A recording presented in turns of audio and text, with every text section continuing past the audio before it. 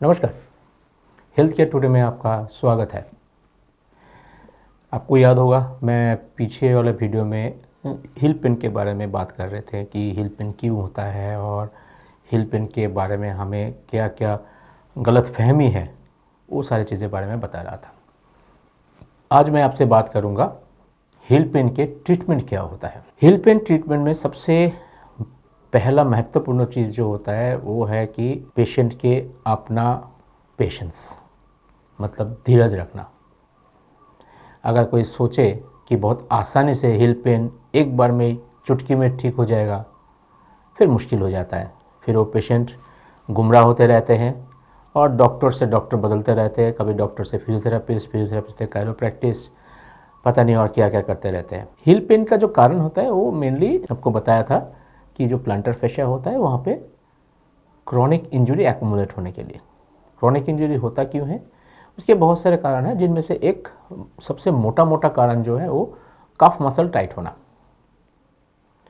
जब तक कफ muscle tight रहेगा और थोड़ा बहुत और भी जो सारे कारण हैं, जैसे किसी का पैर का धनुष बहुत ऊंचा होता है, ऐसे स्थिति में जब तक ये सारे बैकग्राउंड के कारण को अगर ठीक नहीं करा जाएगा तब तक हिल पेन ठीक नहीं होगा।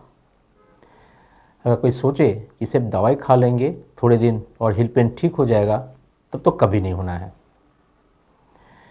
इंजेक्शन के ट्रीटमेंट बहुत कॉमन प्रैक्टिस है, स्पेशली स्टेरॉयड इंजेक्शन, जो एक टाइम पे सारे डॉक्टर प्रैक्टिस करते थे, बहुत लोग प्रैक्टिस करते थे। मैं भी मेरा ट्रेनिंग टाइम पे, मेरा ऑर्थोपेडिक्स ट्रेनिंग के टाइम पे मैं भी प्रैक्टिस किया हूँ।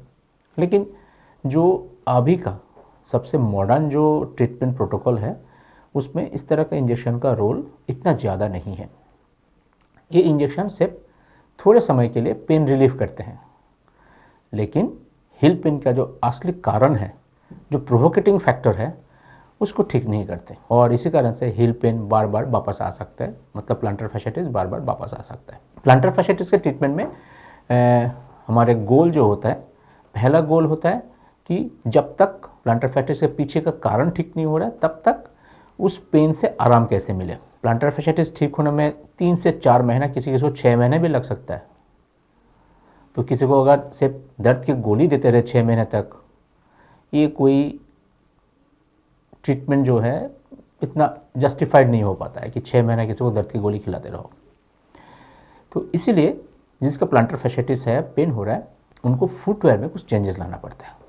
मतलब ऐसे जूते पहनना पड़ता है, उसकी इंसोल ऐसे होना होता है जो खड़े होने के टाइम पूरे शरीर का वजन जो है उसको डिस्पर्स कर दे, चारों तरफ फैला दे, ताकि वो जो पॉइंट है जहाँ पे पेन होता है, एड़ी के इस हिस्से में जहाँ पे पेन होता है, सारे वजन वहाँ पे एक्यूमुलेट ना हो, फैल जाए।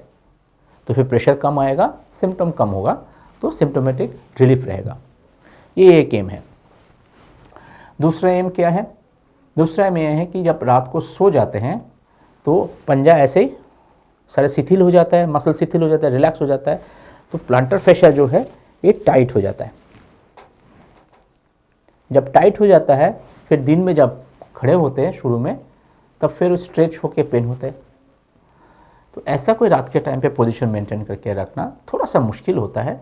स्पेशली जिनको बहुत ज़्यादा प्रॉब्लम है उन्हीं में ये एडवाइस देते हैं कि रात को सोने के टाइम पे पैर के पंजे को कोई एक स्ट्रैप लगा के, नहीं तो कोई यहाँ पे सपोर्ट लगा के सीधा रख लेना, ताकि जब नींद आ जाए, सारे मसल रिलैक्स हो जाए, उस टाइम पैर का पंजा लटक ना जाए।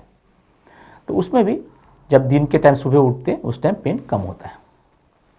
लेकिन सबसे मेन जो चीज़ें हैं वो है स्ट्रेचिंग एक्सरसाइज करना। यूजुअली हम जो स्ट्रेचिंग एक्सरसाइज बोलते हैं, उस स्ट्रेचिंग एक्सरसाइज का 2 लक्ष्य होता है। एक, प्लांटर फैशिया का इलास्टिसिटी को बढ़ाना, ताकि जब खड़े होते उसको फुल लेंथ, जब वजन डालते हमारा आर्च जब फैलता है तो उसका जितना लेंथ चाहिए वो पूरे लेंथ मिल जाए। अगर पूरे लेंथ नहीं मिलेगा तो फिर यहाँ पे स्ट्रेस पड़ेगा और यहाँ पे इंजरी होने का चांसेस बढ़ेगा। तो पंजे का स्ट्रेचिंग करना सबसे पहले। दूसरा, आपको बताया था काफ मसल टाइट होने की वजह से भी इसमें स्ट्रेच आता है, क्योंकि अगर काफ मसल टाइट है, जब ऐसे करते हैं तब एक खींचा रहता है पंजा, और खींचा रहने की वजह से यहाँ पे दबाव होता है। एक चेन साइकिल है, तो इसको रिकवरी करने के लिए, इस चेन साइकिल को जो इफेक्ट आता है, इस इफेक्ट को कट करने के लिए पीछे का काफ मसल का स्ट्रेचिंग करना होता है। उसके लिए कुछ स्पेसिफिक एक्सरसाइजेज हैं, थोड़ा सा मुश्किल है, थोड़ा सा समय लगता है करने में, लेकिन अगर आप धीरज रख के बिल्कुल जैसे करना चाहिए हर रोज़ उतना समय देके करोगे, तो मैं दावा करता हूँ पूरे के पूरे 2 से 3 महीने के अंदर आपका पेन ठीक हो जाएगा। और साथ में जूते के अंदर थोड़ा चेंजेस ले आओ, ऐसा इंसोल पहनो जो इंसोल पैर रखने से आपका बॉडी का वेट को डिस्ट्रीब्यूट कर देगा। प्रॉपर इंसोल सबसे इफेक्टिव इंसोल होता है, ईवा रबर बोल के एक रबर आता है, उस रबर का इंसोल। सिलिकॉन भी अच्छा काम करता है, लेकिन सिलिकॉन के साथ प्रॉब्लम ये होता है कि बहुत ज़्यादा बबली होने की वजह से जब सिलिकॉन कोई रखते हो हिल के नीचे, चलने फिरने के टाइम पे थोड़ा इम्बैलेंस फील होता है, क्योंकि वो घूमता रहता है ऐसे करके। अगर आपको हिल पेन है और आपको लगता है कि आपका प्लांटर फैसाइटिस है, मैंने जो बताया इसको फॉलो करके देखो, आपका पेन ठीक हो जाएगा। अगर विस्तारित और कुछ जानने का आपका ज़रूरत है, हमारे नीचे वाला नंबर पे आप कॉन्टैक्ट कर सकते हैं, हम आपको और भी सलाह दे सकते हैं। हम रखें आपका ख्याल। नमस्कार।